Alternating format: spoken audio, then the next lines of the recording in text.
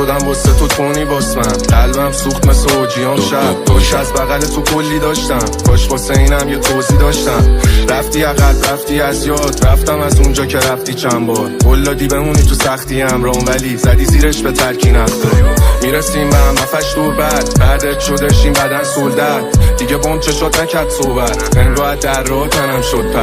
رفتی عقل رفتی از یاد، رفتم از اونجا که رفتی چند بار. قلادی بمونی تو سختی امرام، ولی زدی زیرش به ترکی نفتار. نگاه کن ببین دستم میلرزن، اگه نرسه به مسخواری رفتم قول میدم بمونم با تو خامی کردم، اگه نرسه مثلا کاری تو همینه بازی کردن اصلا واسه چی به تو باج میدم، انقدر را میدم به قد کافی گشتم نیست دوشم. میدونی بحثه یه روحه که الان تونی، حالا خود تو بروش. یک دو هشت. اصلا کی فکرشو میکرد اینطوری بد چیه با نمی اومد و خستنی رفتارای وحشی به تو. اصلا کی فکرشو میکرد که اینطوری سرد چی به کل میدونی ما دوتا بد نبودیم، ترکیبمون بد چیده شد.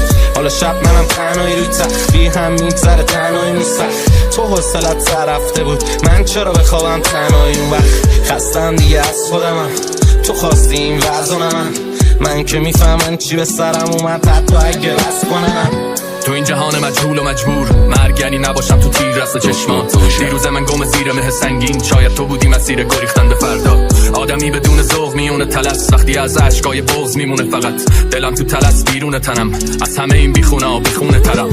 خواستم مثل خودم باشم همین، رومو کم کردم تو مرد باشم همین. همه دیدن از همه رکس ولی گاهی نه آشتی میکنی نه قرار ولدی. صدا چیکه آب میاد و دلت یه شیش ما خواب میخواد و یه نفر که وایس پا ای بابا کی میفهمه حال ما. زندگیم یه حجم کشنده است، پر جنگ و جدل و زخمه و دررس. اگه عشق تو دلم نمی بود نمیشد تو تپش این قلب موفق. همین دلیل تموم دووم من، حتی گاهی میشه دوومم تموم من. میشه خیلی چیزا رو پذیرفت ولی بی‌رحمان است بی تو قبول من. در یک اتفاق بی سابقه متخصصان به طور اتفاقی نوار مغزی یک بیمار رو دقایقی قبل از مرگ ثبت کردن و متوجه شدن در 30 ثانیه پایانی توقف فعالیت قلب امواج مغزی گاما به شدت افزایش پیدا کردن. این امواج درست موقعی توی مغز افزایش پیدا میکنن که یه فعالیت شناختی مشخص در جریانه، مثل تمرکز کامل، مراقبه یا همون مدیتیشن و جالبتر از همه خواب دیدن و یادآوری خاطرات. دادم رو دراگاه خودم و بباد که شاید ببینم تو رو یه بار.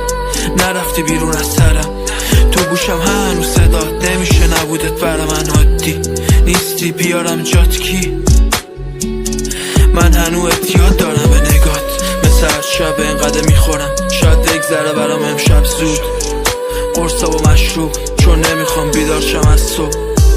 اودی سنکوب برم از توش، تزریق کنن آلوکسون بدنم شک، فایده ای نداره اردش. شهر از همیشه تو یادتم معتادتم، نمیری از جلو چشم بس میزنم خاطرتو. میبینم تو بیداریم تو خواب من میای و میری بعدش میشه خواب بعد.